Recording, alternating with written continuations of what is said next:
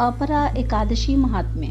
भगवान श्री कृष्ण युधिष्ठिर से बोले, हे राजन, यह एकादशी अचला और अपरा दो नामों से जानी जाती है। पुराणों के अनुसार ज्येष्ठ कृष्ण पक्ष की एकादशी अपरा एकादशी है, क्योंकि यह अपार धन देने वाली है।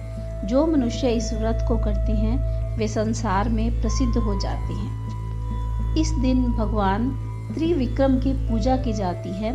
अपरा एकादशी के व्रत के प्रभाव से ब्रह्म हत्या, भूत योनि, दूसरे की निंदा आदि के सब पाप दूर हो जाते हैं। इस व्रत के करने से झूठी गवाही देना, झूठ बोलना, झूठे शास्त्र पढ़ना और झूठा ज्योतिष बनना या झूठा वैद्य बनना आदि तक के सब पाप नष्ट हो जाते हैं। जो क्षत्रिय युद्ध से भाग जाए वे नरकगामी होते हैं, परंतु अपरा एकादशी का व्रत करने से वे भी स्वर्ग को प्राप्त करते हैं। जो शिष्य गुरु से शिक्षा ग्रहण करते हैं फिर उनकी निंदा करते हैं वे भी अवश्य नरक में पड़ते हैं, मगर अपरा एकादशी का व्रत करने से वे भी पाप मुक्त हो जाते हैं। जो फल तीनों पुष्कर में कार्तिक पूर्णिमा को स्नान करने से या गंगा तट पर पितरों को पिंडदान करने से प्राप्त होता है, वही अपरा एकादशी का व्रत करने से प्राप्त होता है।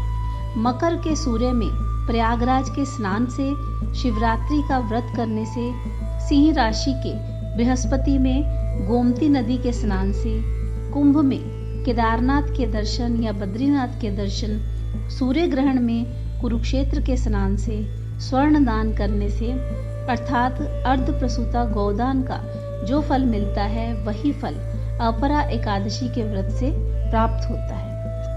यह व्रत पाप रूपी वृक्ष को काटने के लिए एक कुल्हाड़ी है, पाप रूपी ईंधन को जलाने के लिए अग्नि, पाप रूपी अंधकार को मिटाने के लिए सूर्य के समान, मृगों को मारने के लिए सिंह के समान। अतः मनुष्य को पापों से डरते हुए इस व्रत को अवश्य करना चाहिए। अपरा एकादशी का व्रत तथा भगवान का पूजन करने से मनुष्य सब पापों से छूटकर विष्णु लोक को जाता है। उसकी प्रचलित कथा है, प्राचीन काल में महिध्वज नामक एक धर्मात्मा राजा था। उसका छोटा भाई वज्रध्वज बड़ा ही क्रूर, अधर्मी और अन्यायी था।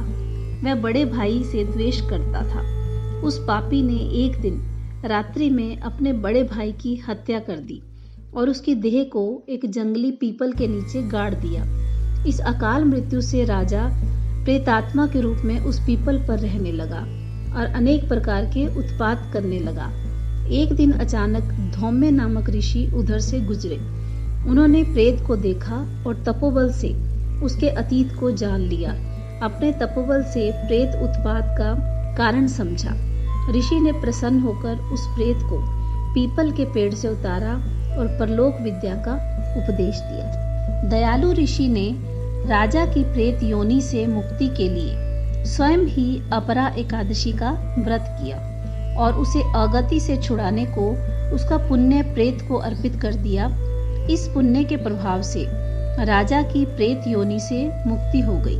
वह ऋषि को धन्यवाद देता हुआ दिव्य देह धारण कर पुष्पक विमान में बैठकर स्वर्ग को चला गया। हे राजन, यह अपरा एकादशी की कथा मैंने लोकहित के लिए कही है। इसे पढ़ने अथवा सुनने से मनुष्य के सब पापों से छुटकारा हो जाता है। जय श्री कृष्ण।